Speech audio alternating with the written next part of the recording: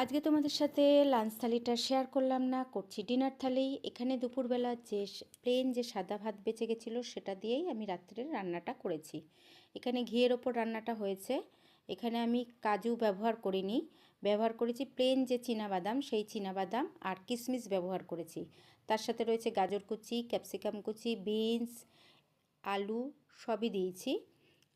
এখানে পুরো মিষ্টি যে পোলাও, বাসন্তী পোলাও, সেই পোলাওর মতন টেস্ট না, এটার স্বাদটা হয়েছে একটু অন্যরকম।